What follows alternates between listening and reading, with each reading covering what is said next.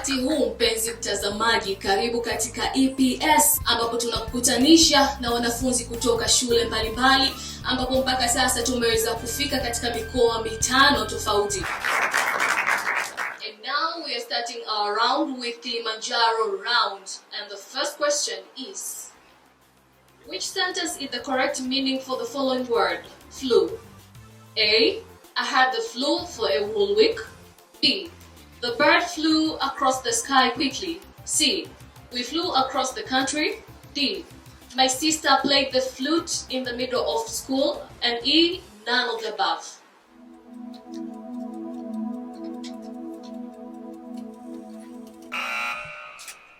Time is over and the answer is